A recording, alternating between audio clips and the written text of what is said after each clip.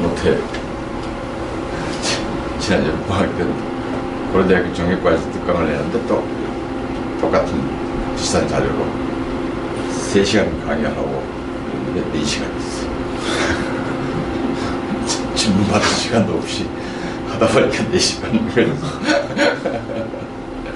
이 시간 조절이라. 지지난주에 또 광주에 가서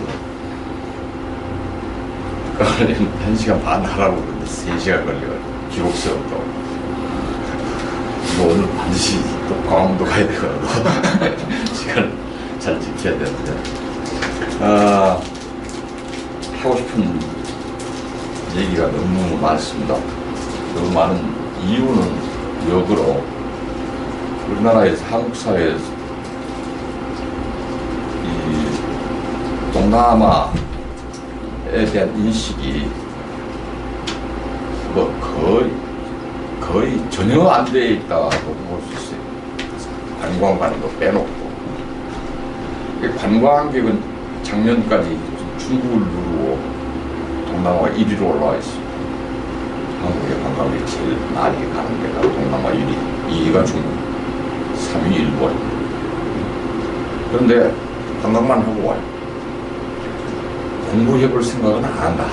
지식인조차도. 이게 문제예요. 올 2월 말에 강원대학교 전념 퇴직하고 지금은 한국 동남아 연수 2대만 전념을 하고 있는데,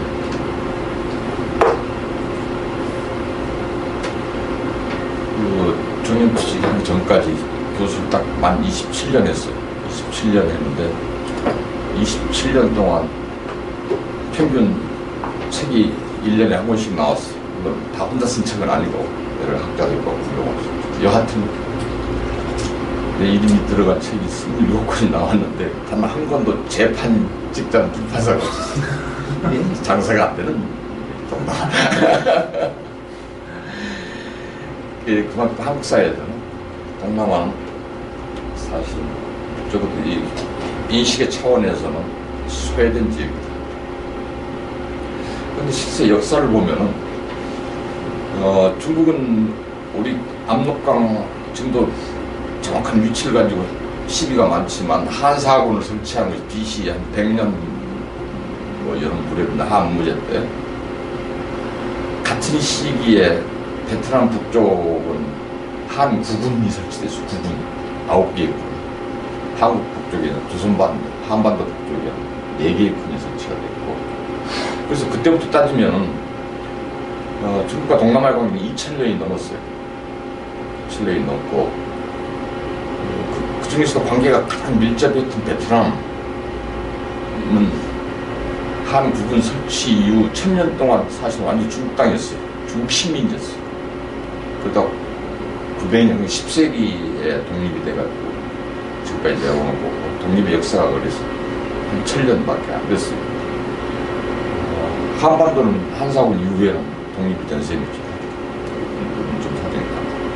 여하튼 중국과 동남아의 관계는 2000년이 넘고, 일본과 동남아의 관계는 이건 특히 한국에서 잘 인식이 안 돼 있는 부분인데, 장사꾼들 자발적으로 동남아에 흘러들어가는 일본의 장사꾼, 또 외부 뭐 이런 것들에서 기록상 12세기부터 시작돼요. 12세기 1100년대. 그러니까 지금 몇백 년 됐습니까? 800년 900년이 다. 한국은 동남아의 관계가 된다는 거예요. 적인 관계는 6.25 때가 처음이에요. 태국, 필리핀 2개의 동남아 국가가 파병하면서. 그럼 이제 한 60년?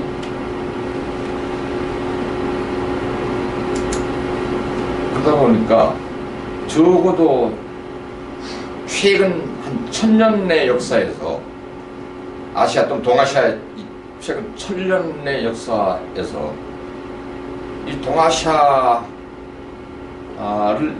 끌어가는 어떤 구조적 조건은 중국, 일본, 동남아 3국 구조예요.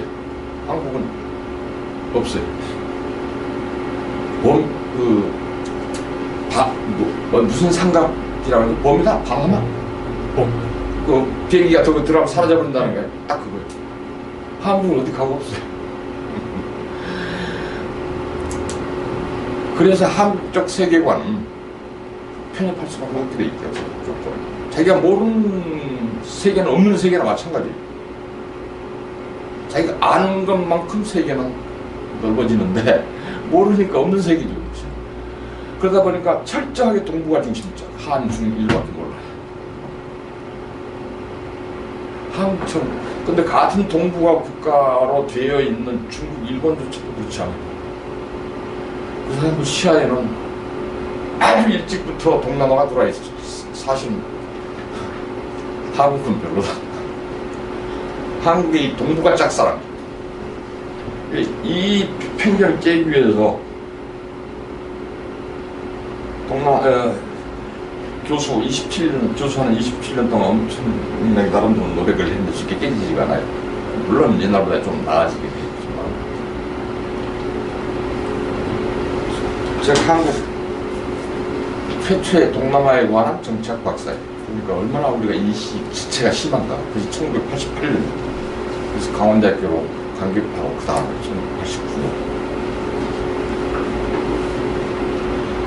1989년 89년이라면 냉전 체제가 무너지던 시기. 겨우 그때 되니까 여러분한테 좀 선물로 나눈 책 한국과 아세안의 25년 관계. 결국 25년 아세안이라는 동남아의 국제기구와의 관계, 동남아의 관계를 보다 거슬러 올라가서 6.25 때부터지만. 그래서 이 벽을 깨기가 그렇게 힘들다. 따라서 한인 국제대학원의 이번 학기 이 과목의 주제가 아시아 공동체. 사실 아시아 전체를 두고 얘기하는 아시아 공동체는 정말 유토피아의 꿈인데 언제 가능할지 예측 불가능합니다. 아마 적어도 수백 년? 그러나 전 세계, 아시아는 물론 전 세계가 하나의 공동체로 됐으면 좋겠다 하는 인류의 꿈은 나름대로 가치가 있는 거죠. 그럴 수는 없다. 다른 이제 어디서 시작할 거냐 이거예요. 이것이 문제겠죠. 그런데 시작은 이미 됐어요. 작년 2015년 12월 31일 작년 말일날 공식적으로 동남아에서 아세안 공동체가 깃발을 올렸어요.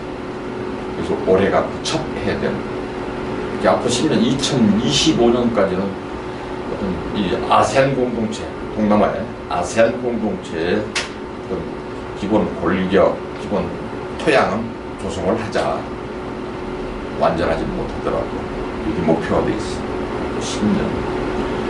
그래서 다른 건 뭐 아시아 공동체는 물론이고, 이제 우리가 오늘 또 얘기하기도 동아시아 공동체, 또 아시아 각 지역에 또 각종 뭐 협력 기구들이 있는데, 아직은 서주상 가공의 어떤 설계에 불과하고, 실제로 이 현실, 이 척박한 메마른 땅 위에 실제로 좀 씨가 뿌려진 건 아세안 공동체 뿐이에요. 그래서 이게 중요하다. 이걸 어떻게 잘 가꾸어서, 키워서, 꽃을 피우고, 그 열매는 아시아 전체로 확산되게 할 수 있느냐. 전략적 고리가 생겼다, 이제. 그렇죠? 그건 아무도 몰라요. 학자들도 동남아 전공하는 일부 학자 빼고 아무도 몰라요. 이게 지금 현실. 그래서 오늘 얘기는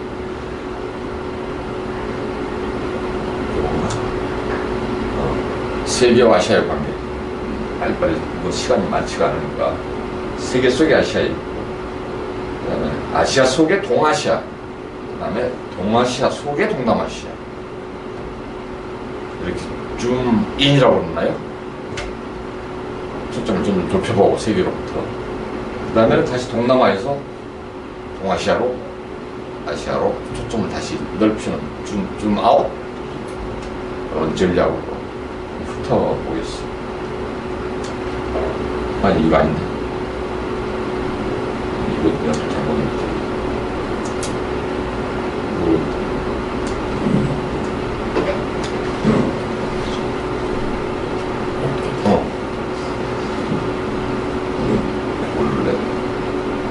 100년 전에 안중근 의사가 여순, 중국 요동반도의 여순 감옥에 갇혀서 일본 군 검찰관에, 관동군 검찰관에 취조를 받을 때 했던 답변이나 자기가 썼던 글들에 나오는 얘기입니다. 자꾸 좀 붙여.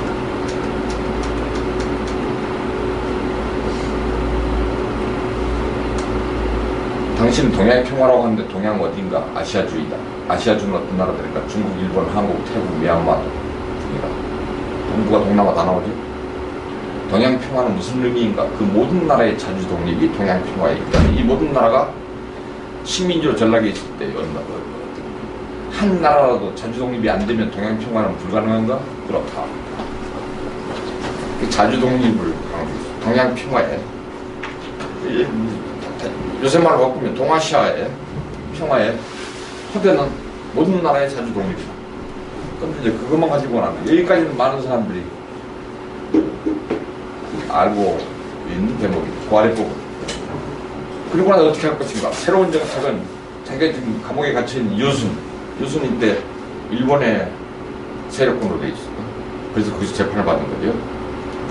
여순을 개방해서 일본, 중국, 한국이 공동으로 관리하는 분항으로 전환하고 공동분항으로 삼국의 동양평화회의를 조직하는 것이다. 삼국의 공동은행을 설립하고 공용화폐를 발행한다. 각지에 평화회의 지부와 공동은행 지점을 경설한다.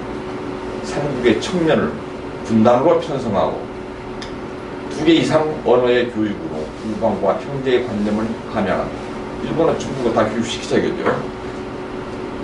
그에 따라서 인도, 태국, 베트남 등 아시아 각국이 스스로 평화회의에 감행하게 될 것이다. 동북아 해석이 잘 되면은 그 다음에 동남아로 확산시키자. 여기서 인도는 당시 여기 나오는 미얀마가 영국의 식민지인데 이 행정적으로는 영국의 인도 식민지에 한 두로 편성이 돼 있었어. 그래서 여기 인도는 미얀마 얘기하는 거랑 마찬가지. 이미 100년 전에 뭐 그렇게 편히 공부할 필요가 없었던 안중근 의사의 눈에도 이 세계는 들어와 있어요.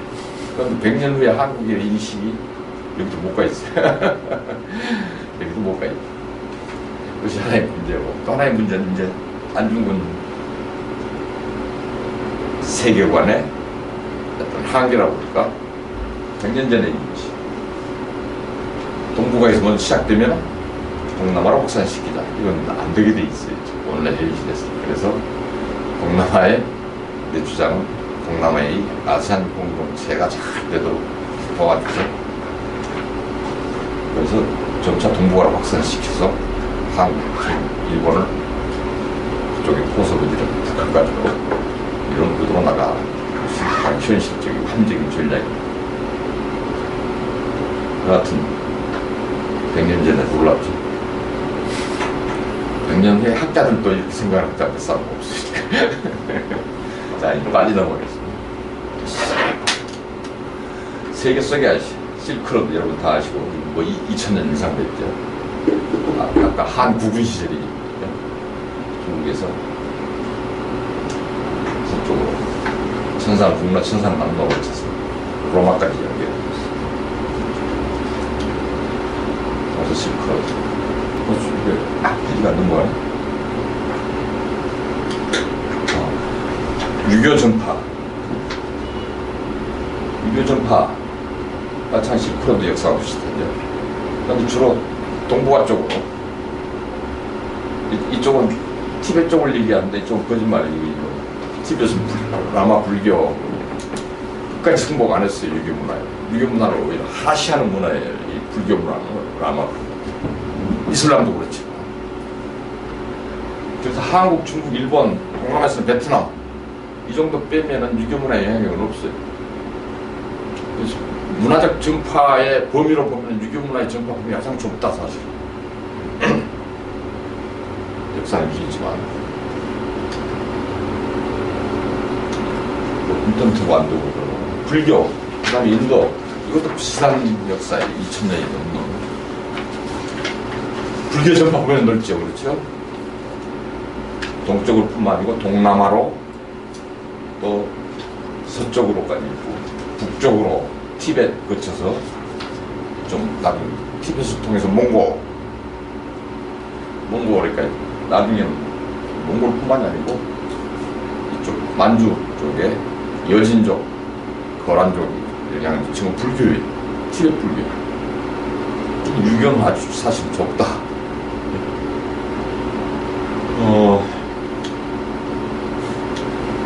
그 다음에 이제 중동에서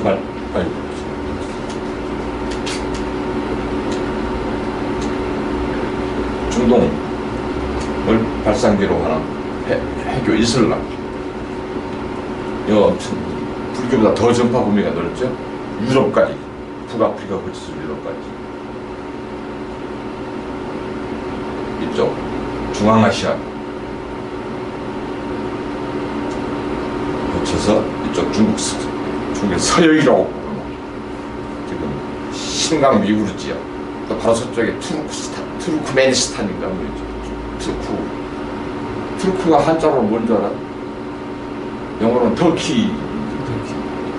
돌골 몰랐죠?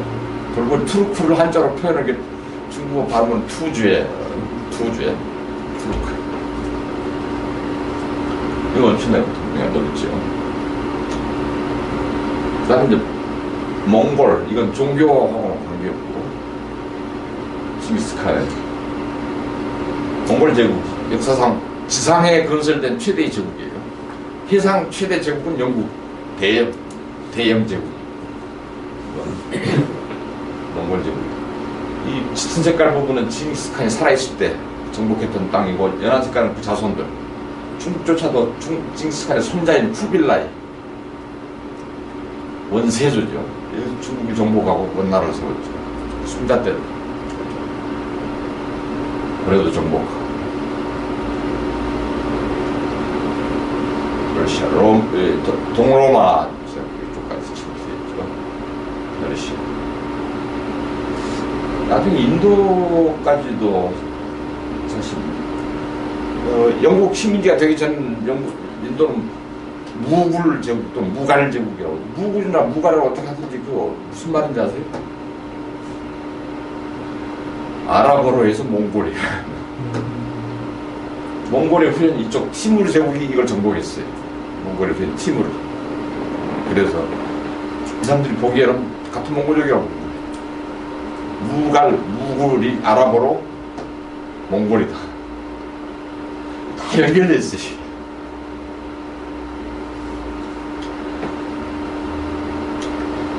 그 다음에 이제 명나라 때 들어와서 정화의 서양이라는 것은 유럽을 얘기하는 게 아니고 서쪽 바다, 서쪽 대양. 이제 바닷길이 이제까지 대륙길만 나왔죠. 바닷길. 동남아를 거쳐서 인도 거쳐서 중동 거쳐서 아프리카, 몬바사, 케냐까지. 내가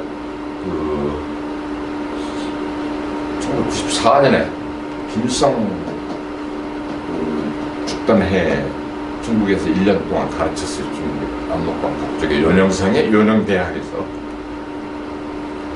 가르쳐본 적이 있었는데, 그때가 정화 원정 600주년 기념인가 이래가지고 아프리카 케냐에 중국의 후예들로 돼 있는 동네에 사는 몽땅 초청에다가 대접해줬어. 근데 얼굴은 수백 년이 흘러가니까 600년이 흘리니까 다 완전히 아프리카 민족하고 똑같이 돼버렸는데, 그 동네 이름이 뭐 중국 무슨 마을이다 이렇게 전해내고. 오바마도 뭐 주사님 그쪽이야.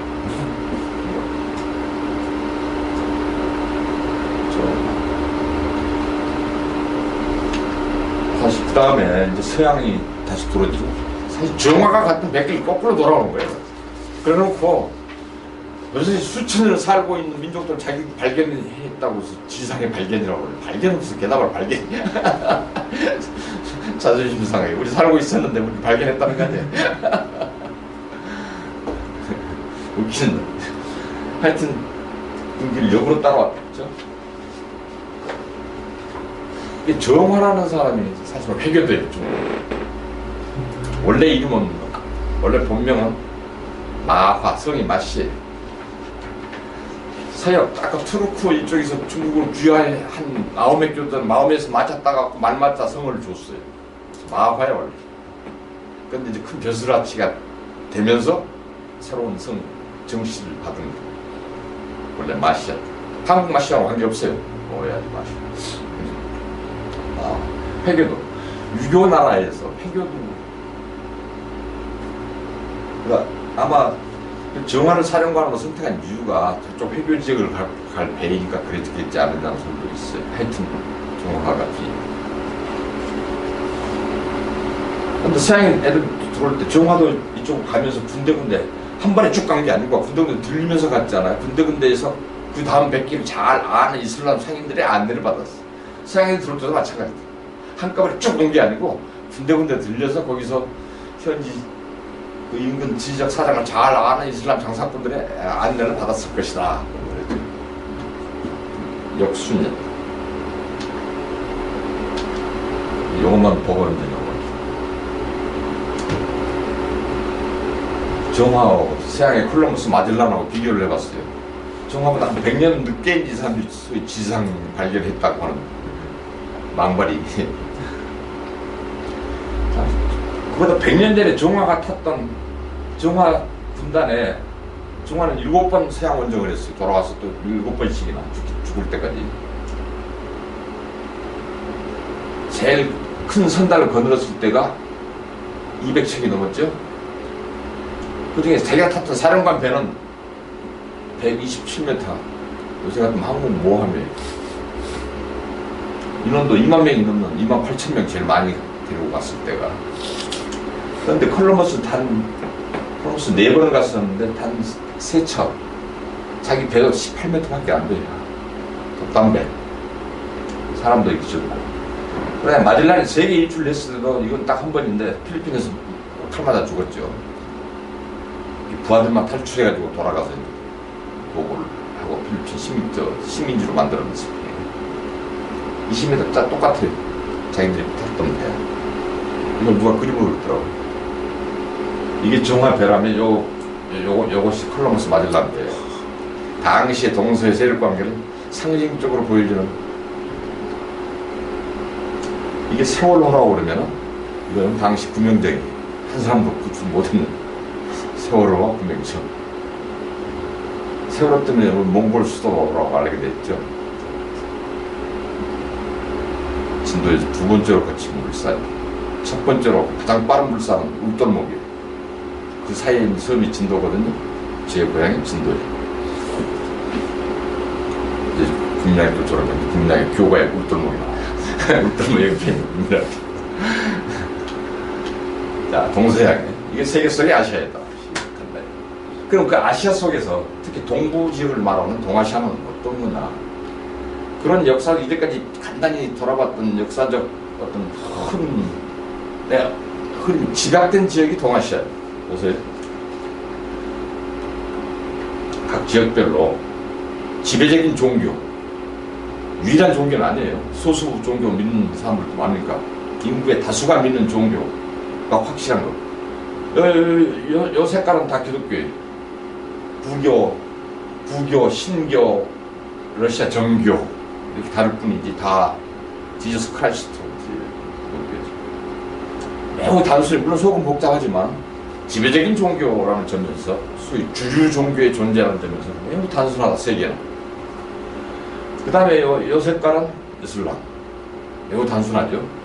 아프리카도 남부는 기독교, 북부는 이슬람. 그런데 인도는 힌두교 단순하죠. 거기만 빼면은 오늘날 우리가 얘기한 동북아와 동남아 이건 세계에서 가장 복잡한 지역이 종교 문화 차원에서 그냥 복잡한 정도가 아니고 엄청나게 복잡해요. 어떻게 엄청나게 복잡한가? 이 좁은 지역에 인구는 많지만 지역은 좁아요. 좁은 지역에 세계 최대의 불교 국가 서로 다투는데 미얀마나 태국이나 그러고 있어요. 하여튼 여기 있어요. 여기 불교. 여기서 보면 막상 불교의 발상이 인도에서 불교는 없어지고 힌두교만 나와. 세계 최대의 불교 국가. 그다음에 세계 최대의 이슬람 국가는 인도네시아예요. 중동 아니에요. 중동 인구가 별로 많지를 않으니까. 북아프리카도 인구는 별로 많지 않고 살기에 적합하지 않은 환경이라 사람 많이 못 살아요. 세계 최대의 이슬람 국가. 불교, 이슬람 끝났죠. 세계 최대 유교 국가인 중국, 영향받은 베트남이죠. 필리핀은 아시아 최대의 기독교 국가, 겸 세계 세 번째 카톨릭 국가. 카톨릭으로 제일 인구가 많은 브라질, 그 다음에 멕시코, 그 다음에 필리핀. 다 모였어 있죠. 세계 4대 종교의 우산이 여기 다 모인 지역이다. 그러니 아시아가 아니고 우리가 무슨 세계 공동체를 얘기하더라도 여기가 일종의 실험 지역이에요. 시금석, 테스트 지역이에요. 여기서 뭔가 이루어진다고 그러면 이건 세계사적 사건입니다. 그런데 여기 동남아에서 작년 말에 아세안 공동체가 출범했다. 지금 비관론자와 낙관론자들이 섞여 있어요. 비관에서 낙관에는 이건 엄청난 역사적 실험이에요. 도전이. 동북아까지 포함, 여기 나중에 동북아로 확산돼가지고 동아시아 공동체까지 나간다면 동남아 공동체가. 그래서 타고리 얘기했던 동방의 등불 켜지기 시작했다. 촛불. 올밤부터 켜진 촛불. 동방의 촛불. 근데 이 엄청난 역사적 사건을 아무도 모르고 있다, 지금.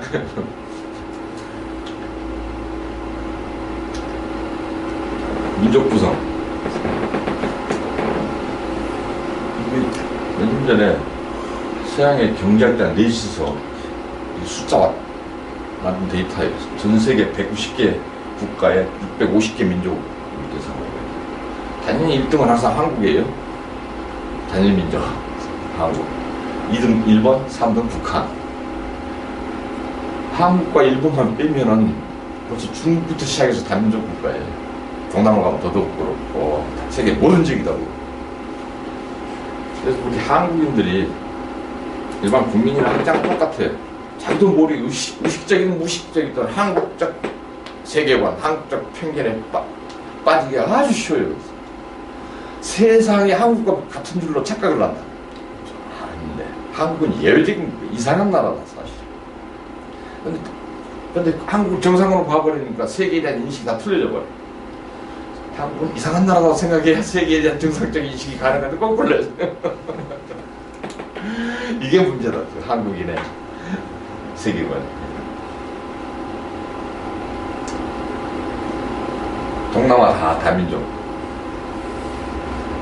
유럽도 제일 단일민족성이 높은 나라 포르투갈 정도, 노르웨이, 스웨덴, 덴마크 정도까지. 다 작은 나라. 큰 나라는 다 다민족 국가입니다. 유럽. 그러니까 종교도 아까 우리는 단순한 색깔을 보았지만 사실 종교 깊이 들어가는 종교도 유럽도 복잡해요. 그렇죠? 아시아는 당연히 복잡하고. 근데 한국이 언어와 민족은 단순하지만 종교에서는 복잡해요. 세계 모든 게 다 들어와 있어. 이슬람 빼고. 기독교 3분의 1, 불교 3분의 1, 나머지 뭐 유교 전통, 뭐 샤머니즘까지 3분의 1. 한국은 종교적으로 보면은 세계의 한 반영 축도라고 할 수 있는 측면이 있어요. 그래서 제가 동남아 사람들 만나면 종교 얘기만 해요. 늘 한국에서 좀 배워라. 동남아는 물론 덜 심하지만 종교만 좀 싸우지 말고 한국은 같은 밥상에서 아버지는 유교, 엄마는 불교, 아들은 신교, 딸은 천주교 싸우지 않는다. 한국 밥상에서 배우라고 농담해.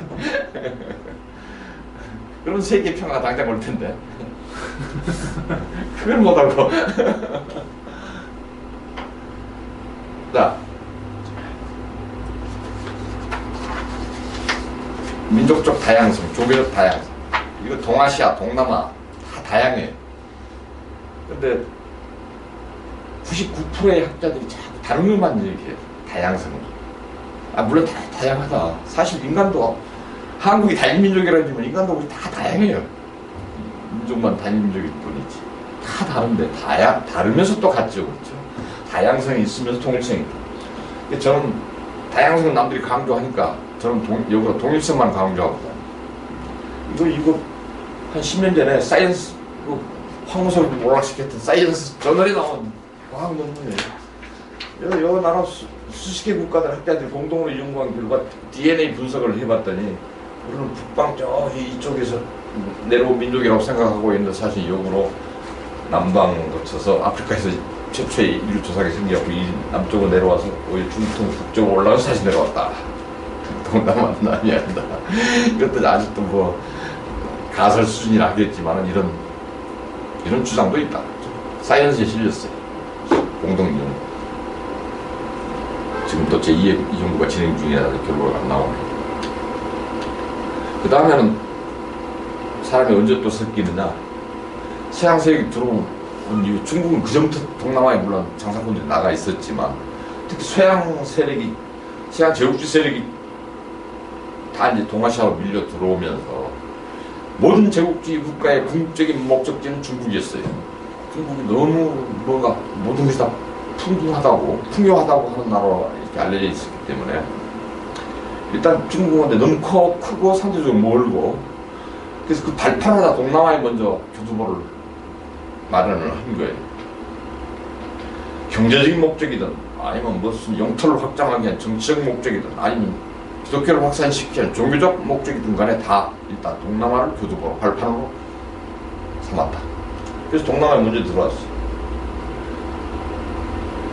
그때 동남아 사람들, 현지 사람들을 바로 효과적으로 지배하거나 동원이 안 되니까 미들맨, 중개 역할로서 중국 사람들 끌어들이기 시작했어요. 그러니까 동남아 사람들은 다 농사 짓고 사니까 다 쌀 농사예요. 우리가 쌀밥을 더 많이 먹어. 중국 사람들 불러들여서 서양 사람들 수도 줍고 오지는 못 들어가잖아요. 위험하니까. 중국 사람들이 다 오지까지 침투해가지고 집에 기틀을 마련하는 거예요. 그래서 이때 18세기, 19세기 중국의 특히 남부 지역에 가난한 이 해안 지역에 가난한 농민 어민들이 많이 이렇게 건너가서 동남아로. 지금 전 세계적으로 흩어지는 화교에 중국 출신 그 핏줄의 수가 정확한 숫자는 없지만 한 뭐 4천만 내지 5천만 이렇게 잡고 있어요. 그중에 80%는 다 동남아에 있어요. 그 동남아에서는 동남아 나라가 10개인데 아세안 나라가 10개인데 각 나라에서 차지하고 있는 화교의 비율은 다 다양하지만 좀 많은 나라도 있고 적은 나라도 있지만 공통적인 건 다 경제권은 화교가 하고 있어요. 중국 출신들이. 원칙적으로는 아직도 중국 국적을 유지를 하면서 자기 정체성을 중국으로 삼고 있는 사람들을 화교라고 그러고 몇 대 위에 동남아로 와가지고 세월도 많이 흐르고 동남아에 토착화 된 사람들 중국적 정체성이 없이 이 사람들은 화인이라고 해요. 화인. 화교하고 화인을 구분해. 젤리코 같으면 한국 국적을 유지하고 있는 사람들은 한교, 국적 포기한 사람은 한인 뭐 이런 식으로. 그래서 동남아에 엄청난, 사실 중국은 동남아와 혈연관계에 있어요. 여기다 대고 한국이 중국 일본도 동북아 공동체 만들자 하면은 콧방귀라도 끼게 나가. 혈연관계. 무식해도 너무 무식한 얘기죠. 한국인의 세계가. 동남아가 엄청 중요해 중국한테. 총재들이 사는데. 참나 기가 막힌 거지. 오늘날 와서는 어떻게 인간 이동이 이루어지고 있냐면은 동남아에서 가장 늦게 계획 개방된 데가 그 공산주의 국가들 아닌 베트남이고요. 이 적당한 지도가 안 보여서 베트남 도표만 어디서 따왔는데 베트남 계획 개방 1986년 개혁 개방 이후에 한국에도 많이 들어와 있죠. 가장 폐쇄적이던 베트남조차도 중동에 카타르 뭐 7% 나가 있고 일본에 5% 나가 있고 마카오에 3% 나가 있고 한국이 14% 나가 있고 타이완에 27%가 나가 있고 뭐 말레이시아에 또 많이 나가 있어. 동아시아 각지로 흩어져 있습니다. 이제 동남에서 오히려 북상하고 있어요. 남하하다가 막 뒤섞이고 있다 인간이거든. 그러면서 알게 모르게 독립성이 늘어나고 있다고 이걸 주장하고 싶은 거예요. 그 다음에 경제적으로도 농업시대, 전통적인 농업시대 보세요. 이게 무슨 지도 같습니까? 여기만, 여기 군데군데 뭐 조금 뭐 낙서처럼 돼 있고, 여기 집중돼 있어. 이게 무슨, 이, 진한 녹색과 연두색. 벼농사지, 쌀농사지, 미작농, 또 도작. 전 세계 쌀에, 옛날은 100%였지만 지금은 여기서 이제 많이 분산되어갖고, 전 세계 쌀에 90% 이상이 생산되고 90% 이상이 소비되는 지역이 엄격하게 동아시아는 아니고 아시아예요. 아시아도 이쪽 인도부터 인도와 동아시아, 인도는 서남아시아죠. 인도, 파키스탄, 방글라데시, 서남아시아와 동아시아. 여기서 90% 이상 생산되고 90% 이상 소비가 되고, 옛날에 100%에서 줄어들긴 했지만, 그러나 그 중에서도 또 이 안에서도 인도는 쌀 생산량은 중국 다음으로 2등이에요. 인구가 워낙 땅이 넓으니까. 생산량은 2등이지만은 쌀을 주식으로 하는 인구는 35%밖에 안 돼요. 요쪽 쌀 생산지에 35%. 나머지는 다 분식. 중국은 북쪽은 분식, 짜장면, 만두, 이렇지만 국수. 중화 나면 다 쌀 주식이에요. 서로 그렇게 달라, 중국도. 근데 중국은 인구의 65%가 쌀을 주시고, 그럼 이쪽 다르죠, 인도하고는. 생산량과 상관없이. 중국 65%가 쌀을 주시고, 나머지 한국, 일본, 동남아는 90% 이상이 다 쌀을 주시기. 똑같아. 그래서 동아시아의 미작, 쌀 경제, 벼농사, 지금까지 조사된 바로 의하면 쌀의 원산지는 제일 오래된 게 중국 양자강 중류 지역에서 받은 쌀, 뭐 탄소 실험을 해봤더니 8,000년 됐다. 심지어 뭐 말년짜리도 나왔다고 그러는데. 이 양자강중에서 발상이 돼가지고 아래로 동남아로 내려가고 동북아로 올라가고 하면서 저마다 자기 기후 풍토에 알맞는 종자들이 개량이 되고 다시 또 올라오고 내려가고 막 섞여가면서 하나의 쌀 문명을 이뤘다. 8,000년. 적어도 8,000년. 그래서 오늘 말하는 동북아와 동남아, 오늘 쌀 농사를 중심으로 하는 경제, 또 쌀 농사는 1년 내내 사절기를 통해서 이루어지는 것, 그걸 통한 여러 가지 축제, 뭐 여러 가지 문화적 현상들, 생활문화, 종교를 뺀 생활문화. 그러니까 쌀조차도 거의 사실은 종교적 차원. 이 하얗고 굉장히 신비한 존재로 다 쌀밥 먹으러. 북한조차도 김일성의 이상사 유토피아는 기와집에 쌀밥 먹고 고깃국 북한조차도. 북한 쌀이 많이 안 나는데도 이게 공통성이다.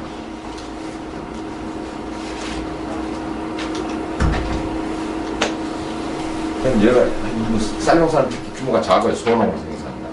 세계적으로 확연히 다르다. 유럽은 동아시아는 소농사에 쌀 농사 중심에 많은 땅을 관리할 수가 없어. 쌀 농사는. 그리고 작은 땅에서 공동노동이야. 그래서 집단주의가 심해요. 좋게 말하면, 나쁘게 말하면 집단주의고, 좋게 말하면 공동체의식이 심하다. 좋게 말하면 광화문 광장도 있는데, 나쁘게 말하면 뭐 인민재판도 있고, 똑같아요. 뒷과 그들이 다 있다. 그러나 공통돼. 갈 길이 바쁘니까. 예, 우리나라에는 농촌 출신 있어요? 우리나라 농촌하고 똑같은 비교가 되기 전에 요새는 인력이 없으니까 다 비교시켜요. 비교를 하지만 인간이 다 어렸을 때까지 양옆에 이제 못줄 잡는 총각들이 두 있거든요. 어린애들, 어른애들 못 심어야 되니까. 그러면 이 아줌마들이 모내기 하면서 피곤하고 힘들잖아요. 그러니까 그걸 잊기 위해서 이제 별 오랜 민영을 다 부르고 동담을 떠난 총각들을 놀려요. 나도 많이 놀림 당해봤어요. 이 아줌마들이 외설스러운. 그러면 스트레스 해소시키는. 이제 이 쌀농사 지역은 다 똑같아. 이거 동남아로 생각이 돼요? 여기 소 있고. 사진이 작아서 그렇지, 사진을 확대하면 이제 양옆에 다른 점은 야자나무가 있고, 바나나, 우리나라는 소나무가 있고, 뭐, 버드나무, 이 차이뿐이다. 그렇지?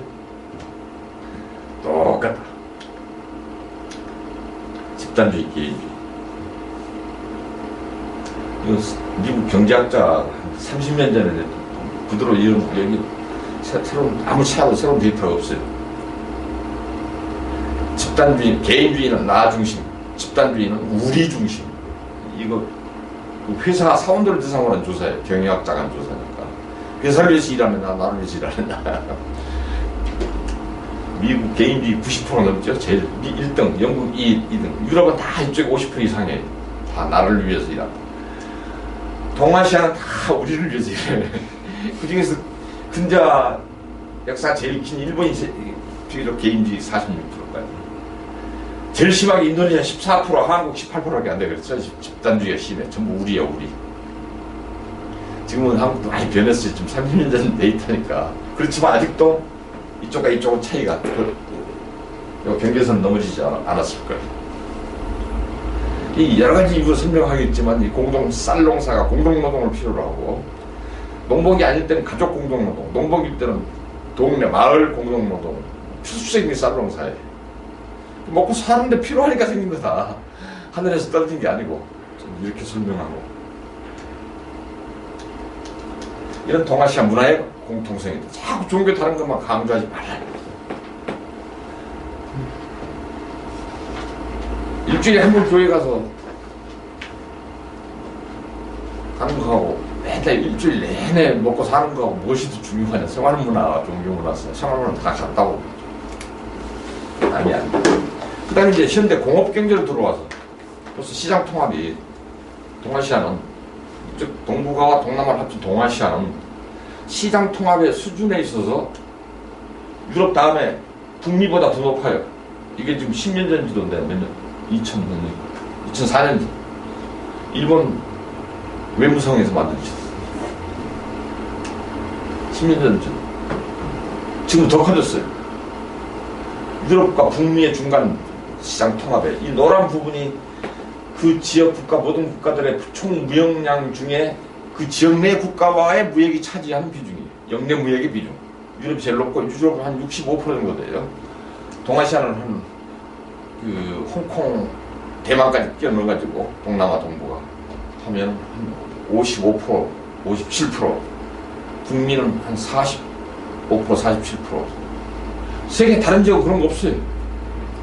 남아메리카 뭐 공동체를 만든다고 했었는데, 자기들 역내 무역 올린다고 얼마 안 돼, 이거. 경제적 토대가 약하다.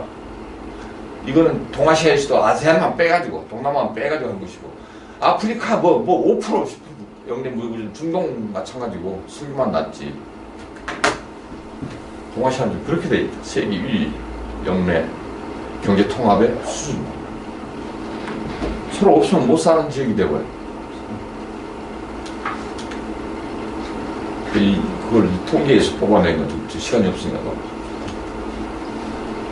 그래서 동남아, 자꾸 한국과 일본만 발전을 하는데, 동남아도 동북아만은 못하지만 세계적으로 볼 때는 세계 다 가라앉아. 중동, 라틴 아메리카, 아프리카, 남아시아, 서남아시아, 이게 동남아는 최고의 경제 성장의 속도, 연평균 성장률, 그렇죠? 이 동아시아 속에 있기 때문에 그렇다.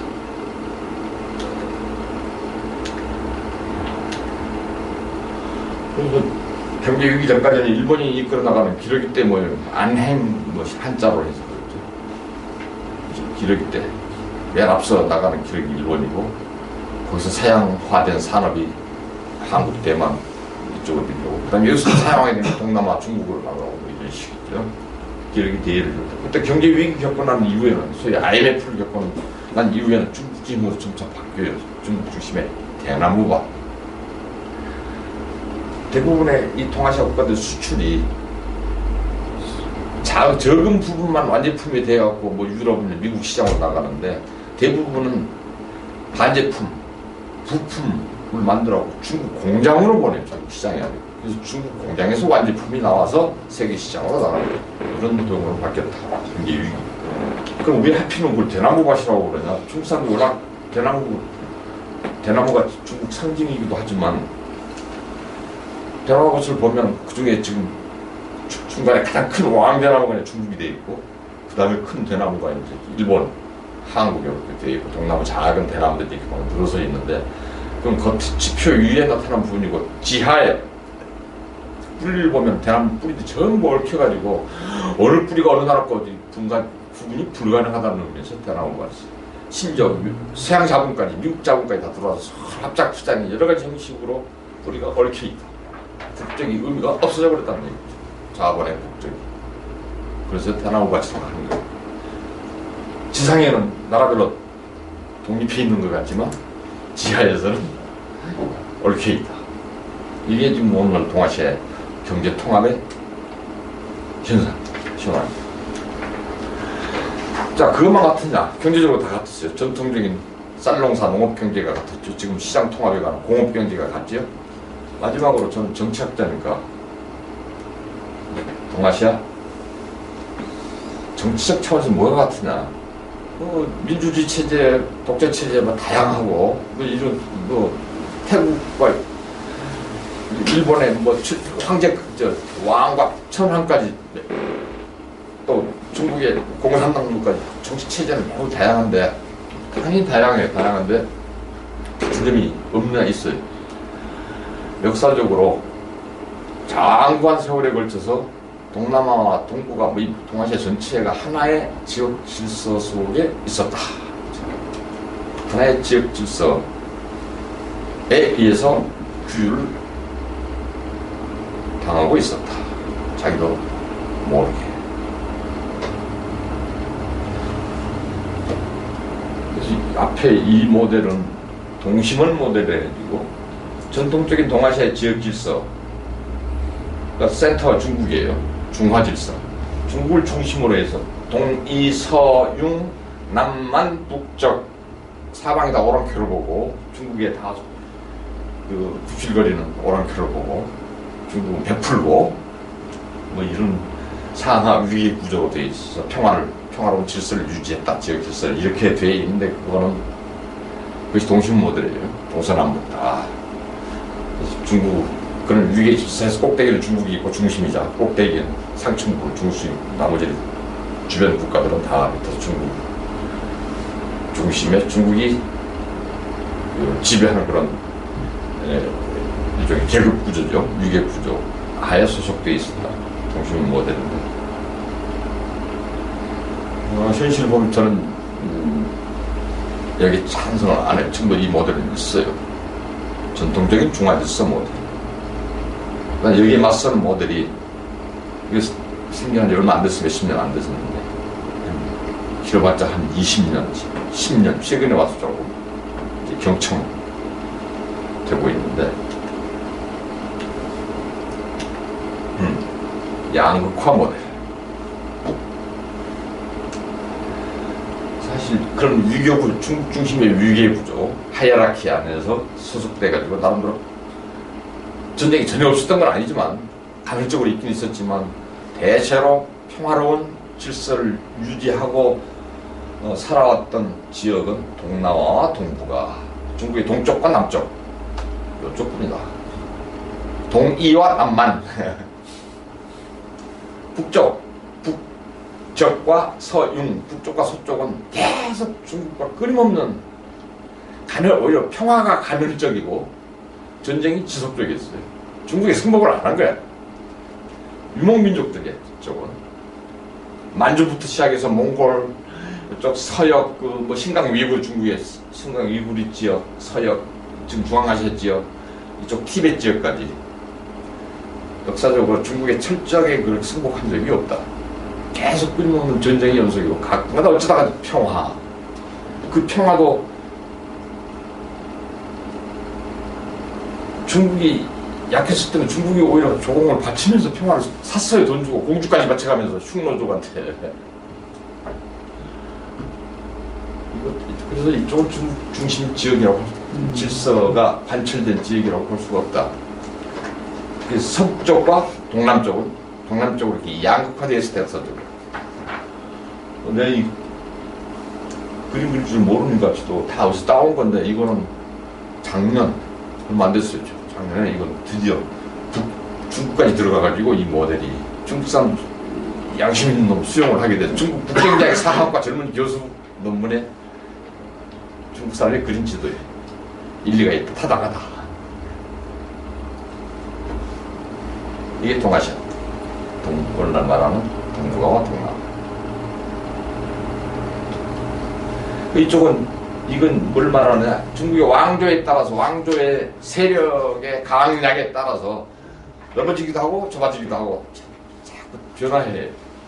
그래서 한나라 때 흉노족, 당나라 때 돌골, 한나라 때 흉노 선비, 당나라 때 돌골, 또 말기에는 거란족이 요 나라, 여진족이 금나라 뭐 했다가 다시 또 나라가 중국 자체가 분열되고 송나라 때는 요 나라 금나라에 송나라가 조금 받쳤어요. 북송 딱 하니까 조금 오히려 받치고 심지어 남성으로 천도까지 한다. 남쪽으로 다시 쫓겨나기까지. 그러면서 고려하고는 조금 관계가 있죠. 고려조차 때로는 거란 여진족에도 또 잘 보여야 되니까 이중적인 플레이를 할 수밖에 없었고.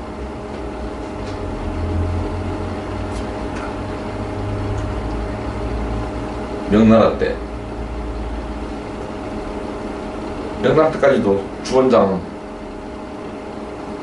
후세 자손들한테 유언을 남기기 위해서 하루아침에 유언한 게 아니고 명나라를 창건하자마자 그 다음에부터 시작돼갖고 몇 년부터 시작돼가지고 황명조훈이라고 유훈을 준비를 시켰어요. 그게 10몇 년 걸려갖고 완성돼갖고 이거 지켜라. 거기에서 뭐라고 그러느냐? 북쪽과 서쪽에 여러분들은 전쟁을 너무 좋아하고 중국 역사에서 대대로 누세에 걸쳐서 전쟁만 했으니까 앞으로도 철저한 군사적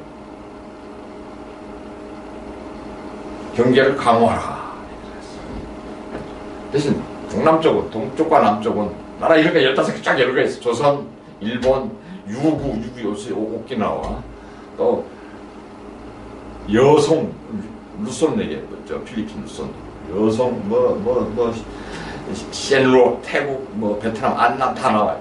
동남 딱 동북아 동남아. 이쪽은 절대로 정벌하지 마라. 정벌하지 마라. 근데 자기 넷째 아들이나 셋째 아들 됐던 영락장을 그걸 녹이고 베트남을 정벌해서 20년 지배한 적도 있고 나중에 또 철수했지. 어떤 경우는 정화의 서양 원정마저도 유훈의 위반이라고 보는. 그래서 그렇게 본 세력은 정화가 죽고 그래서 서양 원정을 중단시키고 기록에서 정화 기록을 다 지워버렸어. 유교 관료들이. 이건 반유교적이고 반 유훈적이다. 더구나 이슬람교도니까 정화가. 그게 동아시아. 지역 질서의 원조인 중화 질서의 모습조차도 이렇게 상반되는 동심원인가 양극 모델인가. 제가 보기에는 양극 모델이 크다라고. 하여튼 동남아, 동북아는 하나였다. 그죠? 걔들 또 모르게. 이게 중화 질서. 복잡한 얘기. 조공 책봉에 저는 조공 호시제도라고. 호시체제라고. 호시는 경제적 교역관계. 교역관계는 평등하게 하죠. 조공은 불평등하죠. 갖다 바치는 부칙을 해야 되니까. 양면성이 있었다. 주로 동남아는 이 호시 쪽하고 더 가까워요. 많은 나라들. 한국은 너무 지정학적으로 안 좋은 위치에서 분리하는 위치. 그래서 조공이 이쪽이고 동남아 쪽은 많은 나라들 호시.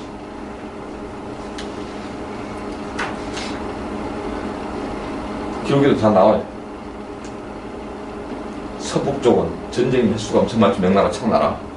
71%가 다 서북쪽 전쟁. 76%, 69%, 70%. 이쪽은 전쟁 횟수는 별로 없어요. 많지를 않다. 나름대로 평화가 유지되는 지역이다. 빨리빨리. 조금 해보세요. 명나라, 청나라 거쳐서 조공 제도가 완성된 게 명나라 때, 그전에 부승나수 하다가 제도적으로 완비된 것이 명나라 때. 그러니까 한 지금부터 600년 전. 우리 조선조보다 한 20-30년 더 빨리 건국. 몇 년에, 1년에 조공 몇 년에 한 번씩 조공 바쳐라 이런 것도 제도가 되고, 그전에 없었어요. 아무 때나. 청나라 와서는 조공 제도가 엄청나게 약화돼 버려요. 그 이유는 청나라 자신이 북쪽 서쪽은 다 정복해버렸어. 나중에 이제 옛날에 말 안 듣는 뭐, 자기도 말 안 듣던 세력이 일부니까 몽고 뭐 신강 위구르 티베트 다 정복해버려고 중국 영토로 만들어버렸어. 그래서 명나라 때 오히려 역설적인 건 중국 역사에서 이 민족이, 여진족이 중국의 영토를 배 이상 늘려줬어. 인구는 그렇지 않지만 사람이 많이 안 사는 지역들이기 때문에. 그러나 땅 넓이로는 명나라 때 영토는 그 절반도 안 돼. 지금의 영토로 만들어진 건 청나라의 여신족이 역설이지. 근데 그 청나라에서 그러니까 뭐 조공 이런 별로 큰 관심도 없었고, 더구나 이제 서양 세력이 들어오면서 전부 동남아부터 시작해서 서양 세력의 식민지로 이렇게 야금야금 잠식되어 가니까 전부 주들 수밖에 없었죠. 그래서 오로지 한국과는 뭐 자기들 중국을 장악하기 전부터 여진족은 뭐 관계가 깊었고, 한국은 보세요. 조공 바친 횟수를 보세요. 이건 지금 통계를 내가 못 찾고 있는데 불과 한 명나라 창건 초기 한 50년? 1450년까지니까 조선조 가 건국된 1390년, 한 50여 년 동안 무려 392회 조공을 바쳤어. 임시조공, 각종 임시조공까지 갖다 못 바쳐서 환장을 했어. 그 후로는 통계가 없어요. 그 후로 통계까지 다 합하면 여기가 비슷할 거야. 이보다 더 많을지도 몰라요. 청나라 때는 1년에 40, 250회는 청나라가 한 250여 년 갔죠. 매년 정기조공이 250회고 나머지 별 핑계 다 붙여서 임시조공 무려 664회 1840년까지만 하더라도 아편 전쟁 때까지. 이보다 더 많았을 가능성이 있어요. 다른 나라는 두 번째로 가까웠다 유구고, 그 다음에 세 번째가 베트남에 일본에 일찍이 떨어져 나오고, 명나라 초기 한 19번인가? 이것도 순위 무역 목적. 이때부터 완전히 손 끊어버려요. 1547년 이후에는. 조공하고 관계가 없는. 그래서 유구는 1609년부터 명나라 말기인 1609년부터는 일본한테 점령당해가지고 정복당해가지고 일본 사스마현 사스마번 군대에 정복당해가지고 일본에도 조공받기 시작해가지고 청나라 때는 내내 이중 조공이야. 그래서 사실은 이건 중국 시각에서는 조선 다음으로 가까운 나라지만 이분 이거 가짜예요. 이중조공. 그래서 양속이라고 해요. 두 나라에 속해. 50%의 호구다 그랬죠. 근데 그걸 뭘 하느냐 다 알고 있어. 그러나 필요하니까 그냥 모르지 해주는 거예요. 눈 감아주는 거예요. 주로 그래서 일본과 중국 사이 조공 관계는, 공식적인 조공 관계는 중국과 일본 사이에 없었으니까 비공식적인 교역 관계를 중개했어. 중개무역. 서로 필요로 하니까. 그러면 실제로 두 번째로 가까웠던 나라는 베트남, 안남, 나중에 19세기는 월남으로 분명히 달라지죠. 안남, 월남인데 한국과는 너무 달라요. 그렇죠? 이게 뭐 공식 조공이 이랬을 때고 임시 조공까지 합하면 100회 조금 넘어가는. 뭐 나머지는 뭐 3년 10, 10년 10. 이게 뭘 말해주면 중국 중화질서는 주세에서 이거는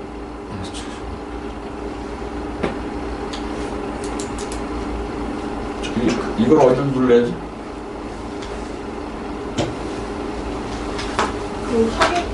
그 확인하시면 마우스로 하셔야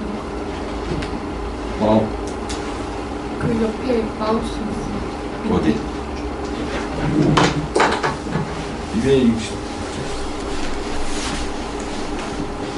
아, 여기에. 세계 모든 학자들이, 한국 학자도 마찬가지고, 중환질서를 얘기를 할 때 한국을 모델로 봐요.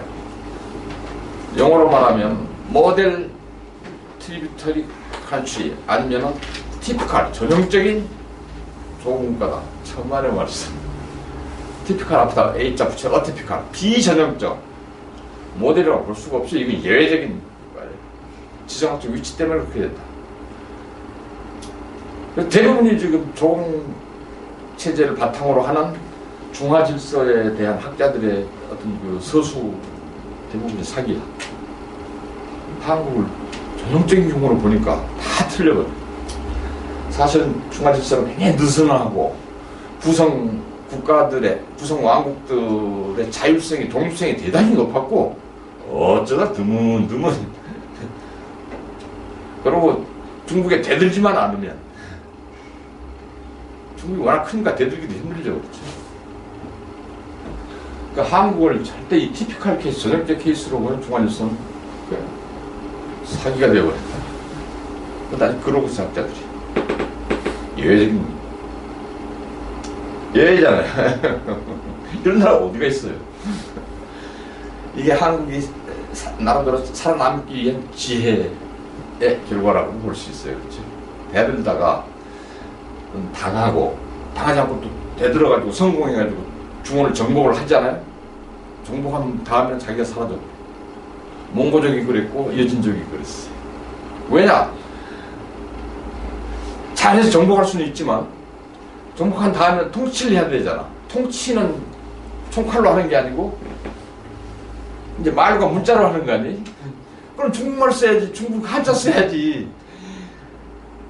각 그 넓은 땅의 각 지역의 관료들을 다 한자로 커뮤니케이션을 해야 되고 중국말로 일반 백성은 물론이고 그다음 자기가 사라져버려. 그래서 지금 몽고 사라져버렸죠. 몽고에서 러시아 문자 써요. 옛날에 자기 문자 있었거든. 원나라 시대까지. 여진족도 마찬가지 만주 문자 다 사라져버렸어. 결국은 동화되고. 한민족도 혹시 무슨 누가 북벌? 그래서 성공했다 치자. 그 다음에 자기가 없어져. 오늘날 이런 거 없어요. 그러니까 나름대로 지혜의 소산이기도 하다. 참 이게 참 비극이에요, 그렇죠? 아이고, 나 또 시간은 빨리.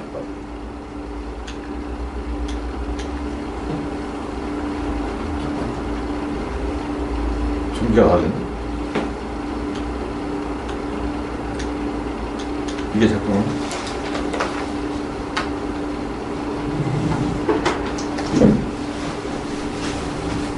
내 거 해볼까? 이번에 퀴즈인데. 다 때는 이분이.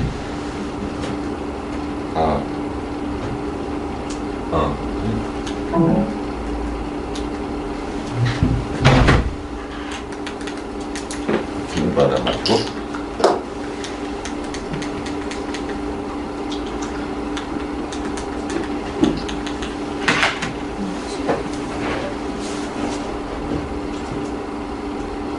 내거 한번 해볼래요? 네.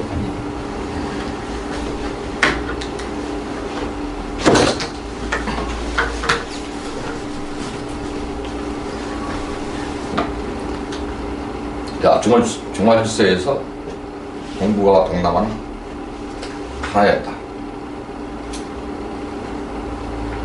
한국만 생각하고 하는 거야. 청나라 후방이라는 조금가 몇 개도 안 되지. 그래서 도시가 중요해진다. 시장, 교역관계 그런 데. 서양 애들이 들어와서 식민질서예요. 서양 중심의 서구 중심적 식민질서. 이게 한 길게 잡으면 아편전쟁 시작해서 100년, 짧게 잡으면 1800 아편전쟁도 20년 후 1860년 북경 조약 제2차 아편 전쟁 끝나고 1958년 천진조약, 1860년 북경조약 때부터 시작해서 80년 2차 대전 일본의 대동학공영권 직전까지 적어도 80년 내지 100년의 역사 서양 제국주의 세력이 들어와서 지배한 지역 질서다. 그런데 서양인들은 아까도 서양 제국주의 세력들 공적인 목적지는 중국이었는데 일단 단계적으로 동남아는 그 교두보 역할을 했다는 얘기죠. 그래서 서양인들은 동남아 동부가 구분이 없었어요. 당초부터. 그래서 동남아는 나라들이 이렇게 분산되어 있고 작고 약하니까 상대적으로 약하니까 식민지로 나눠 먹고 사이좋게. 그래서 이거 영국은 이 인도를 통해서 들어와서 미얀마까지 말레이시아까지 자기 식민지로 만들고 프랑스는 이쪽 베트남, 라오스, 캄보디아 소위 인도차이나 반도로 인도지나 반도로 이쪽 프랑스 식민지고 네덜란드는 더 일찍이 이쪽 이 지도가 빠졌는데 자바섬에 들어와가지고 수마트라, 자바, 보르네오까지 이쪽 네덜란드 식민지. 스페인은 그보다 더 일찍 필리핀에 들어와가지고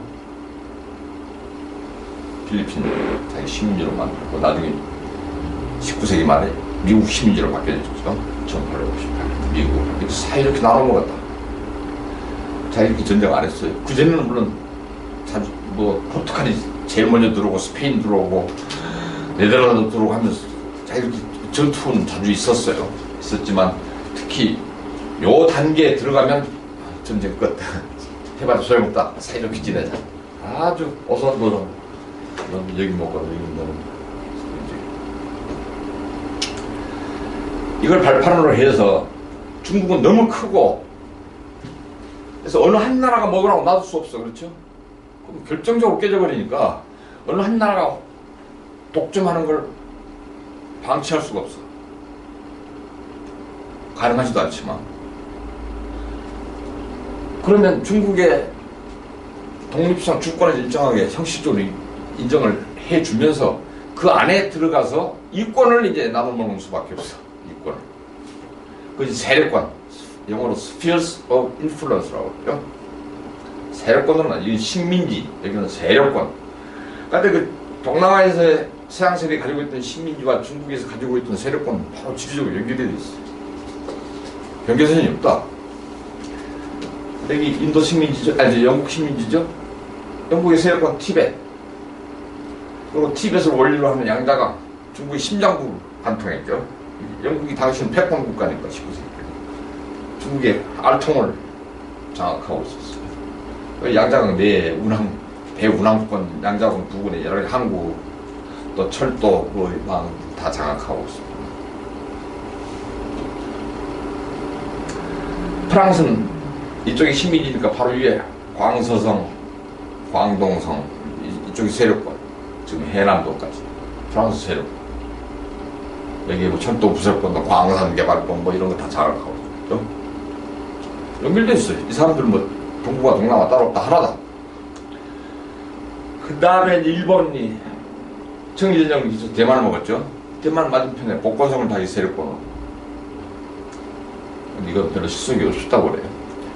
그 다음에 한국을 먹고 그걸 연결된 만주를 세력권 다 연결, 나중에 몽고까지 뻗치죠. 러시아는 이제 바로 위에 땅이니까 이쪽이 다 자기 세력권. 이 시기에 서양 세력이 그래서 동남아는 식민지로 갈라먹고 동북아는 세력권으로 갈라먹었는데 유일한 예외가 일본, 같은 동양 세력이 늦게 등장해갖고 한국을, 대만은 하나의 국가가 아니었으니까 사실은 한국은 일본의 유일한 식민지, 동양 세력의 유일한 식민지, 이게 영광인지 치욕인지 참 말하기도 싫은데. 그래서 그게 또 그렇게 많이 달라요. 서양 지배를 받았던 나라하고 일본 지배를 받았던 나라하고. 그러니까 오늘날까지 많이 달라요. 지금 우리는 일본에 대해서 증오를 거두지 못하고 있죠. 이쪽은 다 청산해버렸어요. 그러면 그럽니다. 야. 2차 대전 때 동남아는 41년부터 45년까지 대동아 공영권 한 4, 5년 지배를 받았죠. 지금 다 청산된 거나 마찬가지다. 야, 제국진 놈들, 서양 놈들이나 거의 일본이나 다 똑같단 말이지. 이건 뭐, 차별할 거 뭐 있냐. 서양하고도 요새 잘 지내고 있고. 일본하고 근데 이쪽은 안 그래. 이제 원한이 안 풀렸어. 지금 중국과 한국은 일본에다가 한이 맺혀서 안 풀려 있어. 이게 동북아에서 뭐가 될 수가 없는 이유예요.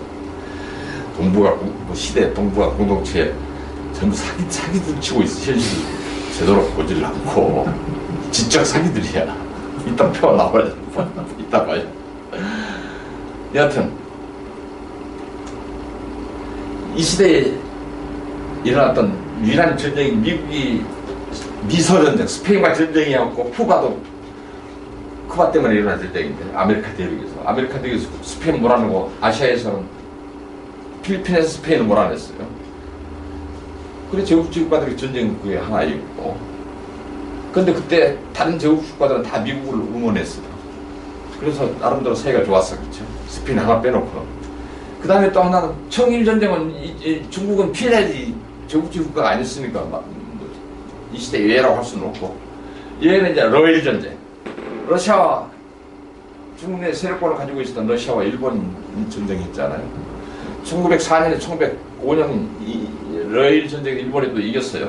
그래갖고 서양 민족을 까부순 최초의 뭐 사건이다 해서 엄청나게 초기에는 동아시아 모든 나라의 민족주의를 자극했어요. 인종주의적 민족주의 자극한 측면이 있어. 그랬다 나중에 일본의 정치가 드러나니까 다 돌아서긴 했지만, 초기에는 일본은 완전히 이 식민지 지배를 받고 있었던 동아시아 모든 나라의 비열이 어디에서 온 별인지는 모르지만 러일전쟁인데, 그것도 1905년 전쟁 후에 바로 2년 후에 1907년에 가면 또 러시아와 일본은 밀약해서 다시 사이좋게 만주 북쪽은 네가 먹어라 러시아, 남쪽은 우리가 먹겠다, 서로 나누고 사이좋아.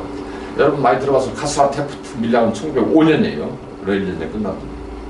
그때는 그거는 미국이 우리는 필리핀 난 먹을 테니까 신경 쓰지 마라, 네가 한반도 먹는 거 신경 안 쓰겠다. 이 카스라 테프트 밀약이 서로 사이좋게 나누고 사이좋게 안 싸워.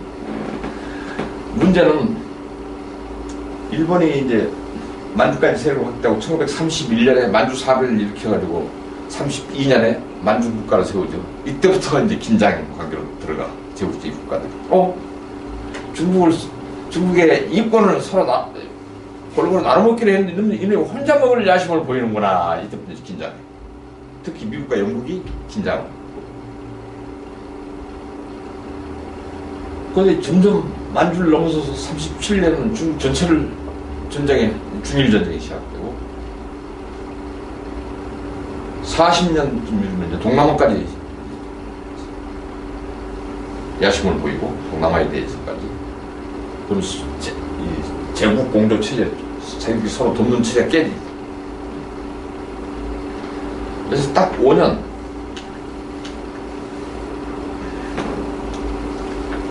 어, 41년부터 45년, 딱 5년, 일본이 동아시아 전체를 장악하는 체제로 들어가는데, 이름은 내가 지은 이름이 대화, 일본 뭐 최초 통일 왕조고 대화, 야마토, 또 2차 대전인데도 그 대화혼 머리에 띠들고 대화혼, 야마토 뭐시더라? 일본 정신. 예, 야마토 다마시, 일본 정신, 일본에 상징하는 말 대화. 따라서 중화 질서와 대비해서 된 대화 질서 이름을 지었어요. 근데 이게 질서가 아니에요, 사실은. 많이 전쟁과 전쟁의 연속이니까 무질서지, 그렇죠. 그래서 다시는 동아시아가 시도해볼 수 없는 어떤 모델로서의 어떤 역사적 교훈을 찬다는 의미에서야 질서와 이름을 그냥 임시로 붙여놨을 뿐이에요. 다시는 저 이름 불가능하다. 중국 패권에서 이제 일본 패권으로 이때서 넘어가는 것이지, 아까 한국의 수많은 사학자들 얘기처럼 중화질서에서 바로 대화질서 넘어가지는 않는다. 식민지서 100년이 끼어있는데 역사가들이 100년을 한국 중심으로 보니까 그렇다. 한반도는 맞아요, 그 얘기가. 청일전쟁 이후에 일본의 영향하에 들어갔어. 그걸 동아시아 전체가 이렇게 확대 적용을 해버리면 학생들이 뭘 배우게 되는 거지.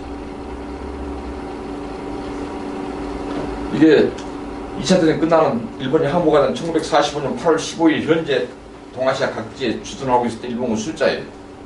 각지에. 빨간 보이죠? 일본 본토, 이 조선, 뭐, 특히 만주와 가까운 북쪽을 중심으로 해서 150만, 뭐, 만주에 100몇만, 중국 본토에 150만. 이거, 숫자가 잘 안 보이는데. 이쪽까지, 동남아 이쪽은 70만이 넘고, 70만 군대가. 이쪽 남쪽은 조금 적죠. 10몇만. 심지어 뉴질랜드까지 몇백 명이더라고요. 일본 군대 항복하는 날 당시. 이게 대동아 공영권에 완전히 그래서 저는 그거를 전시동원 체제에 불과했다. 전시동원 그러니까 각국에서 인력과 인적 물적 자원을 약탈할 수밖에 없어. 전쟁 치르느라고 동원해야 되니까. 일본 자기 자신이 가진 게 많지가 않으니까 이런 데 파견된 군대는 전부 현지 자급자족하라고 지시했어요. 현지에서 다 조달해야 먹을 거, 입을 거, 뭐. 그러니까 얼마나 약탈이 심했겠어. 적어도 5년 동안. 그리고 대가는 제대로 지불하고, 군표, 그러니까 어음 같은 거 발행해갖고, 나중에 이 전쟁 끝나고도 제대로 보상이 안 됐어요. 조금 찔끔찔끔. 한국이 대일 청구권 비슷하고. 그러나 지금은 이쪽은 다 잊었다, 이제. 그 후로 열심히 중국 시장이 막히니까 냉전 체제하에서 이쪽에 동남아 쪽에 일본은 전후 어디 공적 원조를 시작한 이후에 30년 동안 1960년대에 공적 원조를 다시 시작하기 시작 일본이 부흥이 돼가지고 시작하는데 일본의 모든 대외의 공적 개발 원조 ODA의 50% 이상이 다 동남아에 집중이 돼. 동남아에 마음을 바꾸기 위해서, 관심을 사기 위해서 굉장히 노력은 열심히 했어요. 더구나 동북아가 막히니까, 한국, 중국과의 관계가 안 좋으니까 동남아에 내 신경 많이 썼다.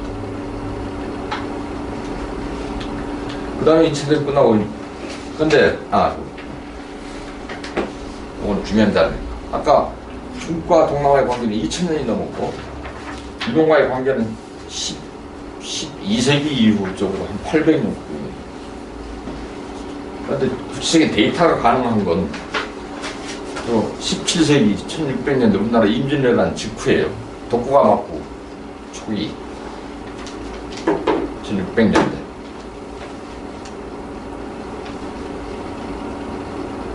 일본 나가사키,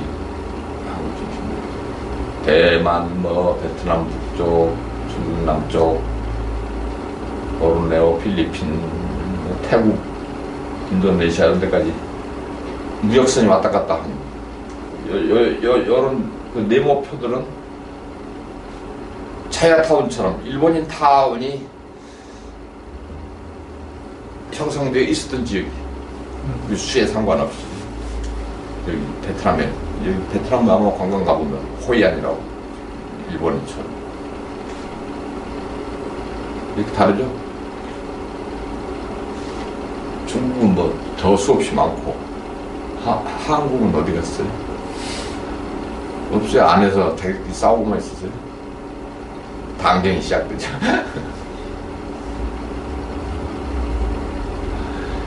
이쪽으로 흘러들어간 일본 사람들은 장사꾼 처음에는, 그다음 이제 외부. 그래서 도쿠가마쿠가 돌아서는 이제 그 통일이 되면서 그 전에 전국시대, 일본의 전국시대처럼 사무라이들이 기가 죽어가고 세력이 약화되고 사무라이들이 많이 빠져나가고, 또 도쿠가마쿠 시작된 천주교 탄압, 기독교 탄압 때 우리나라에서 천주교 탄압 때는 다 갈 데가 없어. 산으로 갔죠. 이 사람들 바다를 통해서 동남아로 갔어. 다 떠나서. 특히 필리핀은 천주교들이 많이 들어와서 필리핀으로 많이 갔고 다른 데로도 많이. 그 다음에 심지어 나중에는 이제 서양 세력 들어와서 뭐 식민지 개척하고 하는 과정에서 또 중국 화교 들어가고 그 사람들한테 몸팔로 창녀들까지 많이 들어갔어요. 한국과 너무 아마 지금 위안부 문제를 다루고 자기들이 그때 나갔던 창녀 아마 그렇게 생각해서 그런 건지도 몰라요. 대략 창녀들이 많이 나갔기 때문에 또 몰라요. 각 각종 인간들이 많이 들어갔어, 일본. 17세기에 한국은 잠들어 있을 때. 그쵸, 숫자가 나왔어. 그건 대한민국에서 박사명 혼자만 들고 다니는 데이터예요. 아무 관심도 없고. 그러니까 이미 17세기 초에 일본의 무역선이 동남아로 이렇게 나가는 거예요. 해마다. 17세기 후반에는 동남아의 무역선 또는 중국 무역선이 일본에 들어온 거예요. 역사는 아까 그랬죠. 동아시아 역사는 중국, 동남아, 일본의 삼각구조를 통해서 움직여 왔고, 마치 버뮤다 삼각지처럼 한국의 존재는 사라지고 없다. 이게 동아시아 현실이에요. 엄청나죠? 도요토미 히데요시가 한국만 침략한, 한국 침략이 1년 전에 1591년 1년 전에 어디입니까? 마닐라와 인도 고아까지 특사를 보내서, 인도 고아에는 포르투갈이 들어와 있었고 마닐라는 스페인이 들어와 있었어. 정확히 그 20년 전에. 그래서 그거 알고도 포르투갈 통해서 그런 걸 다, 일본에 포르투갈이 제일 먼저 들어왔었고, 포르투갈 이런 선교사를 통해 다 그 정보를 알고 있어, 히데요시도. 그러면서도 특사를 보내서 우리한테 조공을 바치라. 말 안 들으면 관두지 않겠다. 중국하겠다고 공갈 쳤어요, 필리핀 특히. 그러니까 필리핀 당시 왕국이 없었어요. 그냥 해안선 따라서 여러 부족들, 불악단위에 바랑가이라고 그럽니다. 이런 사회였어요. 중앙 국가가 없는. 스페인이 안 들어와 있었으면 일본 땅돼요. 우주공산이. 한국 침략이 1년 전에 있는 거예요. 그리고 침략하고 전쟁을 임진왜란과 정유재란 그 사이에도 계속 동남아의 주인선, 일본 내 그 쇼군의 도장이 빨간 도장, 주인, 빨간 도장이 찍힌 공인무역세다. 이거는 외국가 아닙니까? 안심하고 교역하자 그 말이에요. 외국은 진압하고. 그전까지 날주는 외국들 다 진압했어요. 성공했어. 외국을 진압해주니까 그에 대한 감사는 표현 안 하고 복종을 안 한다 해서 한국을 쳤다는 얘기도 있죠. 여러 가지가 있죠. 그래놓고 대신 외국을 대신해서 이제 공식적 국가가 인정하는 배 주인선. 그것도 나중에 이제 기독교 확산되는 기미가 보이고 기독교 탄압하면서 일본 배는 못 가게 하니까 대신 바깥으로 들어오는 배는 나가사키 네덜란드 배와 중국 배만 허용하게 되는 거예요. 그래서 이 표가 이미 17세기에 이렇다. 그러니까 독고가 이에서 들어와서 조선, 중국 물론이고 중국한테는 고이렇게 거절당했지만 우리하고 이제 평화적으로 교역을 하자. 독고가 이에서. 독고가 이에서는 임진왜란에 찬성을 안 했어요. 히데요시 조선 침략에 찬성 안 하고 나중에 어쩔 수 없이 소극적으로 그냥 도장을 찍어줬지만 조선에 오지 않았어요. 이해했어요. 조금. 일단 나중에 히데요시를 몰아내고 죽으니까 자기가 이제 식구를 낳고 독고가 막고를 여는데, 그리고 처음부터 1601년 이때부터 막부는 1603년에 공식적으로 열렸는데 그 전부터 실권 잡자마자 조선, 중국, 그러니까 그때까지는 명의구나. 그 다음에 동남아에 자기가 알고 있는 모든 왕국에 다 편지를 보내. 우리하고 이제는 평화를 통한 교역 관계를 맺자. 그러면서 이제 이 기록이 그때 기록이 그 이후로 그 편지도 좀 다 남아있어요. 한 번에 그친 게 아니고 해마다 보내. 조선인이 잠들어. 예담이긴 하지만 히데요시조차도 그 전에 일본 통일 직후에 이제는 이제 세계를 통일할 단계에 와 있다 하고 자기 자식들한테 각서 남겨놨어. 공언을 했어. 삼국통일. 삼국통일이 어디 있어? 히데요시. 사실은 조선 침략은 그 한 방법의 일환에 불과한 중국 정복하기 위한 길이었죠. 그렇죠? 일본 당연히 삼국주의, 일본 유교의 원조인 중국, 불교의 원조인 인도. 불교가 많이 오리진 들어와 있었으니까 원조를 다 자기 땅으로 만들겠다. 그리고 그 사이에 있는 뭐 동남아 자연이 다 있거든. 북식인 설계까지 다 돼 있었어요. 뭐 이건 장난이 아니에요. 소설 쓴 게 아니에요. 일본은 외자에 우리가 편견에 빠져갖고 외자라는 작고 이현영 교수는 무슨 축소지향의 일본이라는 표현까지 썼지만 천만에 맞습니다. 확대지향. 조선만 빼고 조선만 축소지향이었다. 내향적이고 중국, 일본은 전혀 안 그랬어요.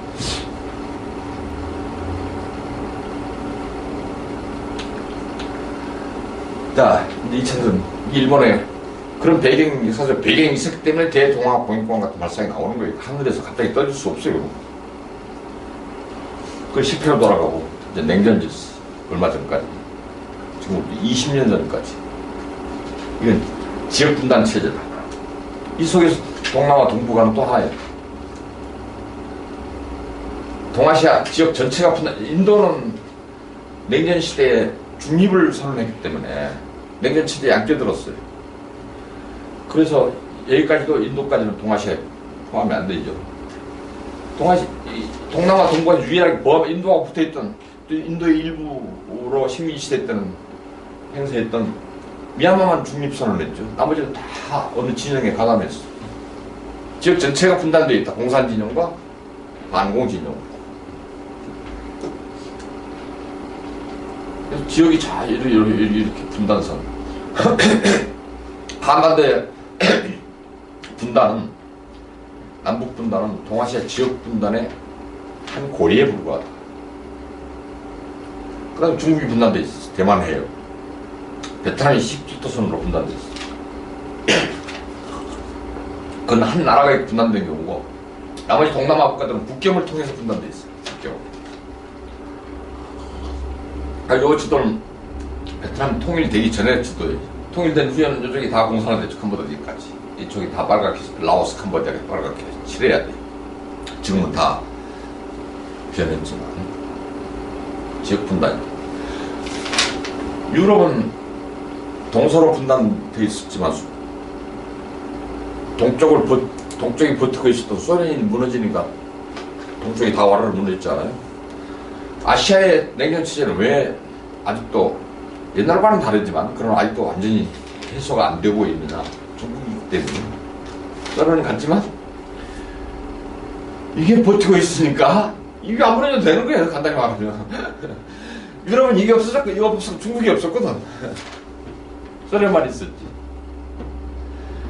아시아도 소련만 있었다면 소련이 무너졌기 때문에 이거 다 무너졌을 거예요. 이런 분단체 형성 과정 자체도 중국이 있었기 때문에 형성이 된 거고, 1949년에 중국 혁명이 성공했죠. 같은 해에 소련이 또 원자탄 개발에 성공했죠. 소련의 원자탄, 중국의 혁명. 이러니까 미국의 긴장 도가 이제 극대화된 거예요. 그래서 미국이 이제 봉쇄 정책이 본격적으로 아시아에서 가동이 되고 딱 대립 관계가 들어가요. 아시아 전체가 공산화될 위험이 있다. 이래가지고. 그래서 일본의 교두보죠. 한국은 최전방 전선이죠. 대만 해협에 이게 터지니까 즉각했던 조치는 대만 해협에 칠함대 파견하고 있어요. 중국이 대만을 먹으려고 할 중국은. 다 알아요. 그리고 사실은 베트남에서 프랑스가 베트남 호지민 정부와 전쟁을 하고 있었는데, 독립전쟁이죠. 그 전쟁이 끝나기 6.25 발발하기 전부터, 몇 달 전부터, 1950년 몇 달 전부터 미국은 호지민 정권하고 싸우고 있던 프랑스를 군사 지원하기 시작했어요. 벌써 이제 민족주의 전쟁에서 반공 전쟁으로 성격이 프랑스 했던 전쟁이 미국 시각에서는 바뀌고 있었던 거예요. 그러다 프랑스 나가니까 54년에 디엠비엔 후 전쟁에서 프랑스가 깨지고 나가니까 바로 미국이 끼어드는 거예요. 그 진공 상태로. 그래서 비밀 군사원조, 소규모 군사 고문단 파견해서 점점 60년대, 64 한국군이 파견된 64년 정도 이르면 이제 대규모 본격적인 군사 개입이 시작되는 것이 전쟁 부전에 시작됐어요. 한국 전쟁 도중에도 계속되고 있습니다.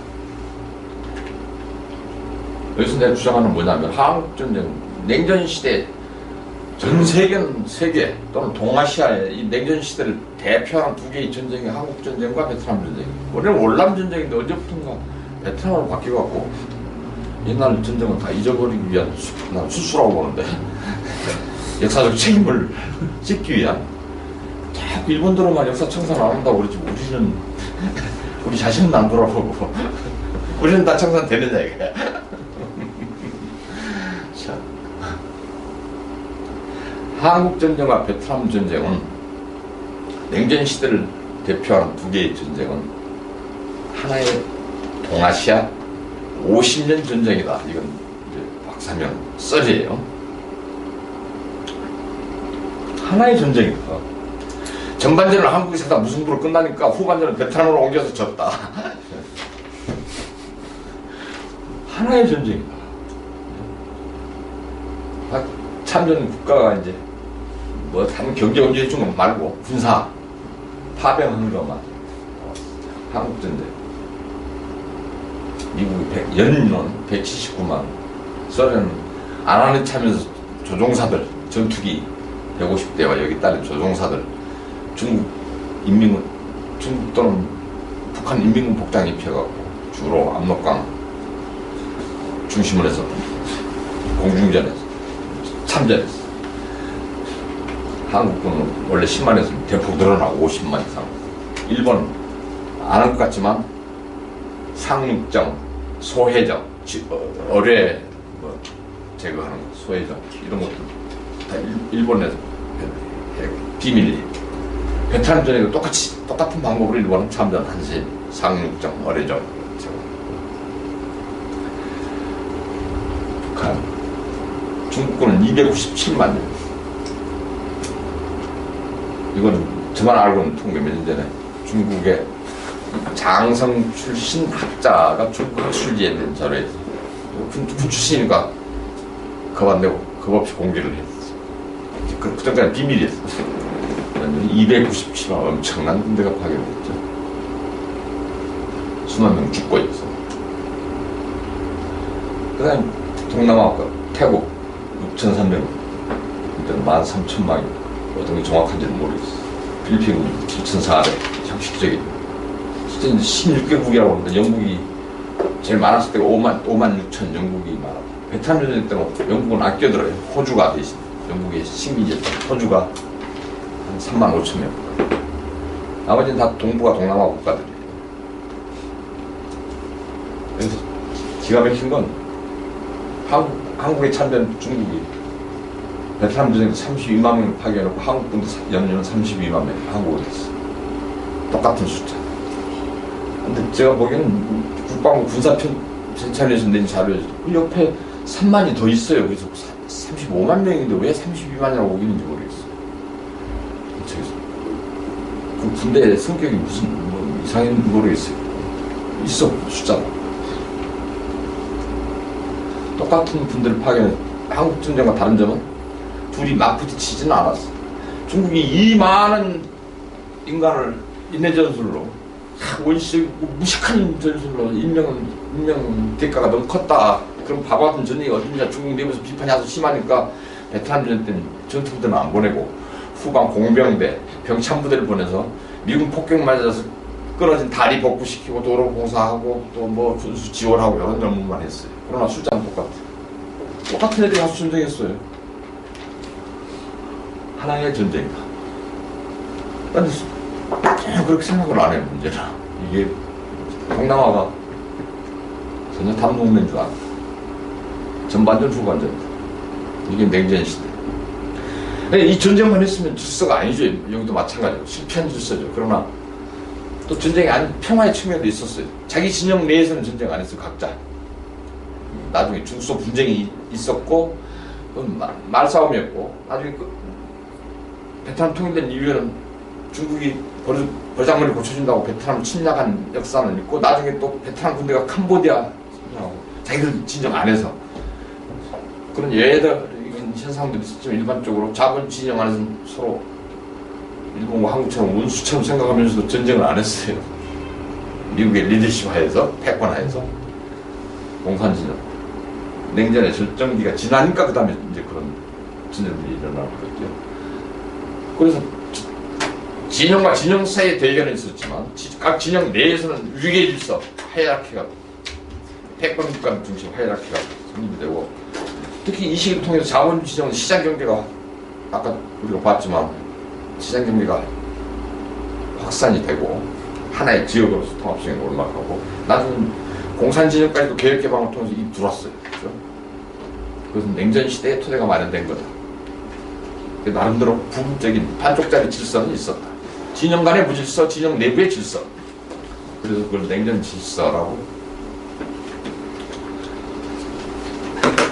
배경 설명하는 여기까지 걸렸어.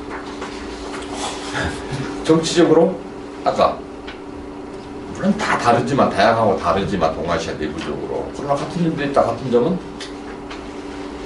아까 인종적으로 갖고 문화적으로 쌀 농사를 중심으로 형성된 장기적으로 수천 년 동안 형성된 문화가 있고 여기와는 다르지만 경제적으로 같은 점들이 있었고 정치적으로 이런 하나의 지역 질서에 속해 있던 독립성이 있다. 이걸 배경으로 해서 이제 아세안과 동아시아는 좀 쉬었다 할까요? 화장실을 갈래? 아니면 계속 하고 갈래? 사실 갈 필요 없어요? 계속 할까?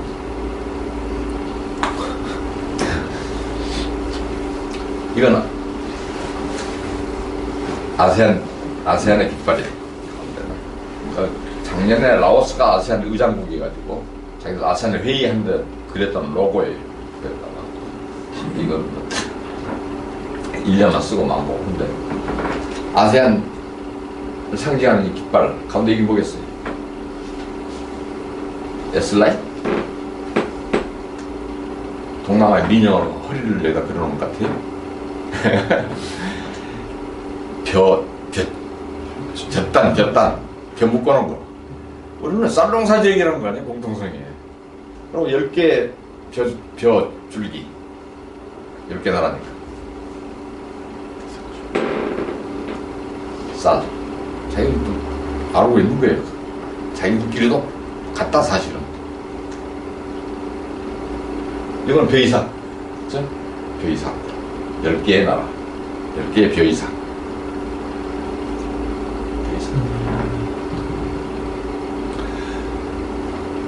이게 사실은 공동체 얘기가 나온 게 다양하지만 그런 독립성이 있고 그 독립성을 바탕으로 해서 우리가 공동체까지 꿈을 꿔볼 수 있다고 생각한 건 동남아가 먼저가 아니고 아세안이 먼저가 아니고 동아시아의 경제 위기 직후에